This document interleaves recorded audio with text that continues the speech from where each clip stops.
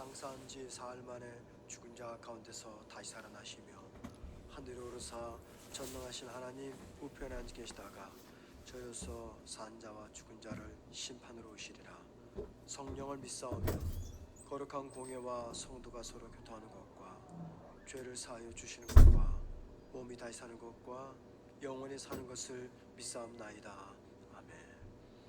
찬송가 365장 찬양하십니다. 365장입니다.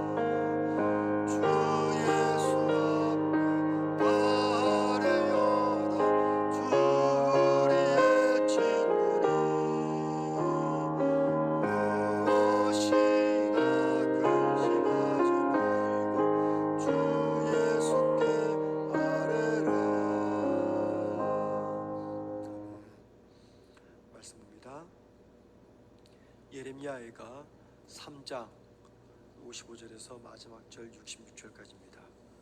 구약성경 제성경책으로는 1148면에 있습니다. 예레미야가 3장 55절에서 66절까지 제가 혼자 읽겠습니다.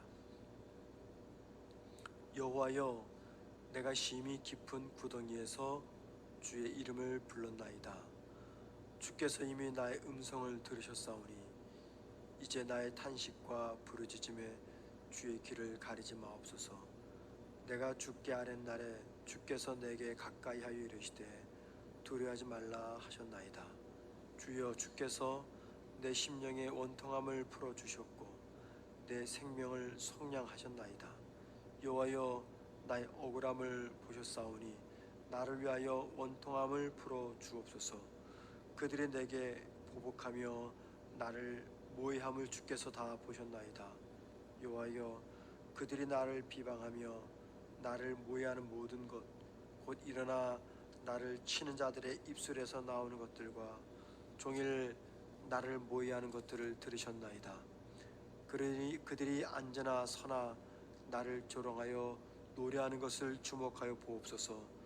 여호와여, 주께서 그들의 손이 행한 대로 그들에게 보응하사 그들에게 거만한 마음을 주시고 그들에게 저주를 내리소서. 주께서 진노로 그들을 뒤쫓으사 여호와의 하늘 아래에서 멸하소서. 아멘. 오늘 본문은요, 예레미야가 깊은 고난과 절망 속에서 하나님께 구원을 요청하는 장면입니다. 예레미야는 고난의 구덩이에서 하나님께 부르짖습니다. 그리고 하나님께서 그의 소리를 들으셨다라고 고백을 합니다. 오늘 본문에서 가장 중요한 말씀은요, 55절입니다. 한번 55절 보시기 바랍니다. 내가 구덩이의 맨 아래에서 주의 이름을 불렀나이다. 예레미야가 자신의 상황이 지금 구덩이에 빠져 있다라고 말합니다. 왜 구덩이에 빠져 있습니까? 여러 가지 이유가 있을 겁니다. 중요한 거는 구덩이에 빠져 있다라고 표현하는 것, 이게 뭘 의미하느냐라는 겁니다. 지금 예레미야는 자신의 처지가 마치 깊은 구덩이에 빠져 있는 것처럼 극심한 어려움과 고난을 겪고 있다라고 고백하고 있습니다. 자, 그가 직면했던 어려움들 무엇이 있을까요? 예레미야가 어떤 어려움을 겪었기에 자신의 처지가 깊은 구덩이에 빠져 있다라고 고백하는 것입니까? 여러 가지가 있습니다. 그 첫 번째는요, 예레미야가 겪었던 핍박과 박해, 이것 때문에 자신의 처지가 지금 구덩이 맨 아래 빠져 있다 말하고 고백하는 겁니다. 예레미야는 하나님의 명령을 따라서 유다 백성들에게 죄를 회개하고 하나님께로 돌아오라고 말씀을 전했습니다. 그리고 그러지 않으면 하나님의 심판과 멸망을 받게 될 거다라고 경고했어요. 그런데 이스라엘 사람들은 그의 이 경고의 말을 듣기 싫어했습니다. 귀를 막았습니다. 오히려 그를 미워했고 예레미야를 박해했습니다. 그래서 우리가 이미 전에 보았지만 예레미야 20장 말씀 보면은요, 제사장 바스훌이 예레미야를 때립니다. 그리고 예레미야 목에다가 나무 고랑을 씌워서 감옥에 가둬버립니다. 이러한 핍박과 박해를 받았죠. 또한 예레미야서 38장 말씀 보면은요, 사람들이 예레미야를 깊은 진흙 구덩이에 가둡니다. 물은 없고 진흙투성이었던 진흙 구덩이에 가둬버려요. 그곳에서 오랫동안 머물면서 죽음의 상황을 겪었던 적이 있습니다. 바로 이때 그가 지금 이 상황을 회상하면서 구덩이의 맨 아래에 있다라고 말합니다. 자, 두 번째, 예레미야는요, 영적 고통과 절망을 겪었습니다. 그래서 그는 구덩이 맨 아래에 빠져 있다라고 말합니다. 예레미야는 선지자였습니다. 하나님의 말씀을 백성들에게 가감없이 전하는 것이 그의 사명입니다. 그리고 그는 그 사명을 최선을 다해서 감당을 했어요. 그런데 사람들은 자신이 전하는 메시지를 듣지 않았고 비난을 쏟아 부었습니다. 이때 예레미야의 고통이 얼마나 컸던지 우리가 잘 아는 대로 예레미야 20장 9절에서 내가 다시는 주님의 이름을 선포하지 않겠다라고 생각한 적도 있었습니다. 얼마나 이 사명의 짐이 무거웠으면, 얼마나 힘이 들었고 얼마나 고통스러웠으면 예레미야가 내가 다시는 주의 이름을 전하지 않겠다라고 결심할 정도였다는 겁니다. 그는 하나님께 순종했어요. 그런데 그 결과는 고통이었습니다. 이 고통은 단순한 육체적 박해만이 아니었던 거죠. 하나님과의 관계 속에서의 고독입니다. 왜요? 하나님의 명령을 따라 사명을 감당하는데도 자신에게 찾아왔던 온갖 사람들의 비난과 모욕과 박해, 그래서 하나님과의 관계 속에서 고독감에 빠졌던 겁니다. 특별히 그로 인해서 신앙의 혼란까지 찾아오는 거죠. 그가 겪었던 영적인 고통과 절망 때문에 예레미야는 내가 지금 구덩이 맨 아래에 빠져 있다라고 말하는 겁니다. 자, 세 번째, 유다 멸망에 대한 슬픔 때문에 예레미야는 깊은 구덩이 아래 빠져 있다 말합니다. 예레미야는 유다 백성이 회개하지 않고 하나님께 돌아오지 않으면 바벨론에 의해서 멸망할 것이다 라고 예언했어요. 그런데 사람들은 그의 말을 무시했고 오히려 그를 비난했습니다. 그 결과 예레미야가 전한 메시지대로, 설교대로 자신의 민족과 나라와 백성들의 멸망을 지켜보아야만 했습니다. 그리고 자신의 예언대로 유다가 멸망하고 성전이 파괴되었을 때 그 장면을 지켜보았던 예레미야는요, 민족의 고통과 하나님의 심판을 슬퍼하면서 애통했습니다. 분명히 자신이 설교한 대로 이루어지면 기뻐해야 되는데 오히려 예레미야는 유다가 멸망당하는 것을 보면서 슬퍼하고 애통했어요. 바로 그 슬픔과 애통의 감정을 품고 내가 지금 구덩이 맨 아래에 빠져 있다라고 말하는 것입니다. 예레미야가 자신의 상황을 구덩이 맨 아래에 빠져 있다 표현한 이유, 그가 겪는 극심한 육체적 박해, 감옥생활, 영적 고통, 그리고 민족과 나라의 멸망 때문이었습니다. 이러한 절망 속에서 그는 하나님께 부르짖었고 구원을 간구했습니다. 하나님 그를 버리지 않으시고 그의 간구에 응답하셨어요. 어떻게 응답하셨습니까? 오늘 본문 57절 보시기 바랍니다.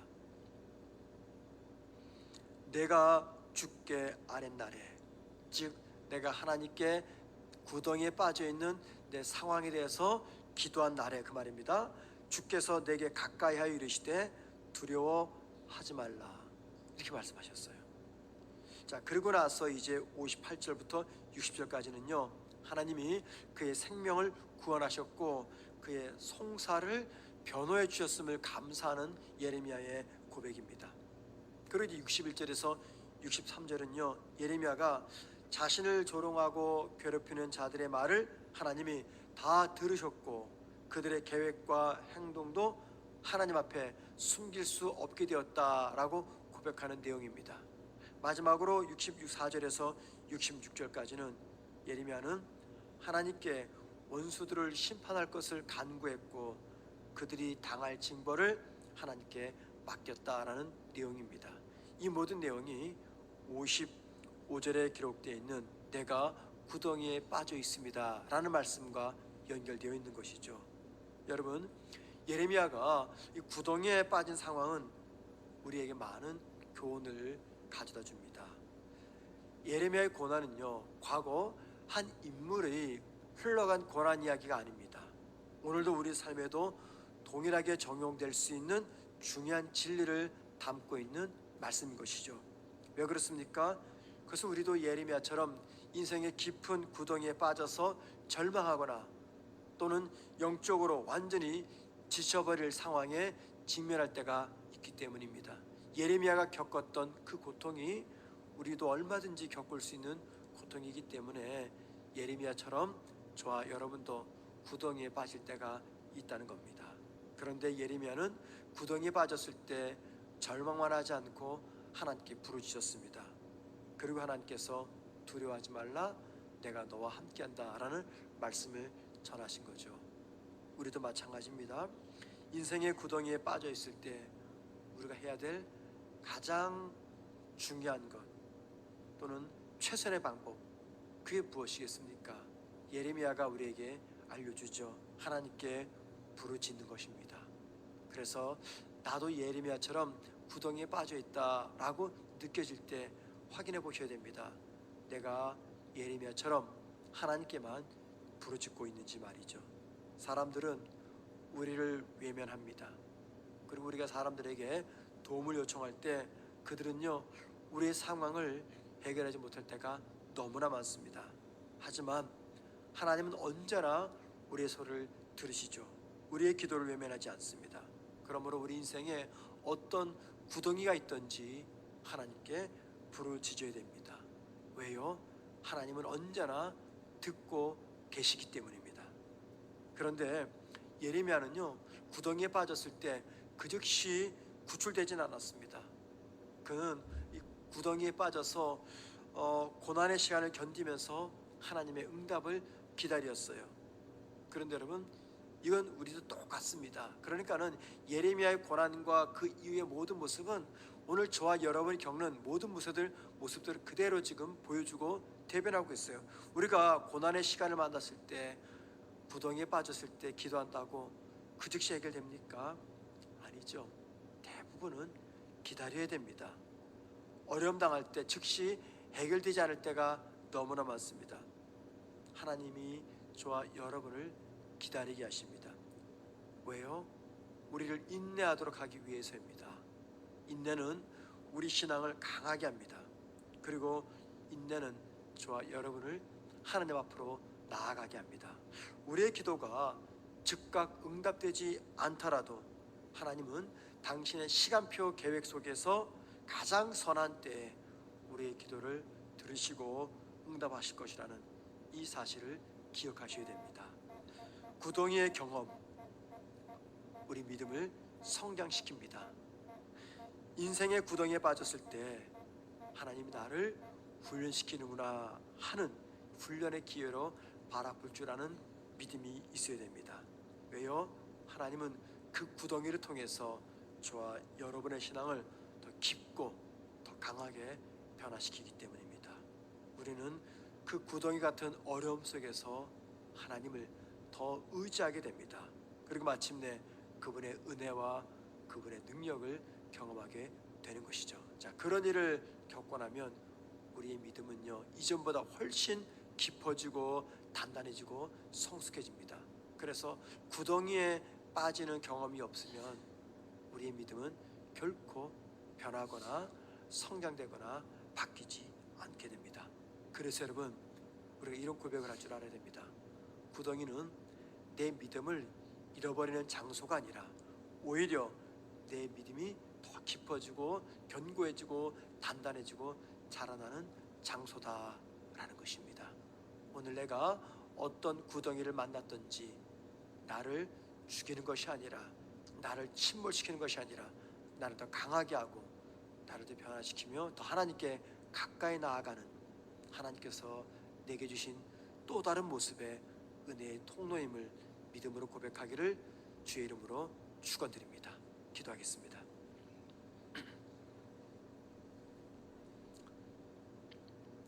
하나님, 우리 삶에서 구덩이를 만날 때 그 구덩이는 인생의 끝이 아니라, 삶의 끝이 아니라 오히려 그 구덩이 속에서 내가 더 강한 믿음의 사람으로 변화될 수 있음을 깨닫고 고백하는 우리가 되게 하여 주옵소서. 특별히 내가 구덩이에 빠져서 힘들어할 때 하나님이 그 구덩이에 빠져있는 나를 위해서 지금도 부지런히 열심히 일하고 계심을 깨닫고 고백하는 우리가 되게 하여 주옵소서. 하나님, 구덩이가 우리를 침몰시키는 것이 아니라 인생의 구덩이가 나를 살리며 나를 변화시키는 하나님의 또 다른 변장된 은혜의 모습임을 깨닫고 고백하는 우리가 되게 하여 주옵소서. 오늘 하루도 살아가는 동안에 하나님과 함께 동행하기를 소망합니다. 믿음의 눈을 열어서 매 순간 나와 함께 하시는 하나님을 바라볼 수 있는 우리가 되게 하여 주옵소서. 하나님, 이제 내일 말씀 사경의 마지막 날입니다. 우리 많은 성도들, 특별히 지난 한 달간 한 번도 참석하지 못한 성도들에게 마음의 감동을 주셔서 함께 나와 귀한 말씀을 듣고 그 말씀이 나를 변화시키며 나를 살리는 하나님의 능력임을 고백하고 깨닫는 우리 모든 성문교회 성도 되게 하여 주옵소서. 오늘 하루를 살아가는 우리 모든 성도들의 삶의 자리에 살아계신 하나님께서 함께하여 주옵소서. 예수님의 이름으로 기도드립니다. 아멘. 하늘에 계신 우리 아버지여, 인생 이름이 거룩히 여김을 받으시오며 나라의 임하옵시며 뜻이 하늘에서 이룬 것 같이 땅에서도 이루어지리다. 오늘날 우리에게 일용할 양식을 주옵시고 우리가 우리에게 죄 지은 자를 사하여 준 것 같이 우리의 죄를 사하여 주옵시고 우리를 시험에 들게 하지 마옵시고 다만 악에서 구하옵소서. 대개 나라와 권세와 영광이 아버지께 영원히 싸움나이다. 아멘. 기도하십니다. 기도하실 때 고난 속에서도 하나님께 부르짖고 인내하며 구원을 기대하는 믿음을 주옵소서. 기도하십시다. 이번 주 금요일 날 말씀 사경을 통해서 큰 은혜 받게 하옵시며 많은 성도들이 함께 참여할 수 있도록 기도해 주시고요. 세 번째입니다. 10월 27일 차별금지법 제정 반대 연합 집회가 좋은 날씨 가운데 은혜 가운데 아무 사고 없이 잘 마쳐지며 이 집회가 우리 한국 사회를 변화시키는 은혜를 달라고, 그런 놀라운 변화의 집회가 될 수 있도록 해달라고 기도하신 다음에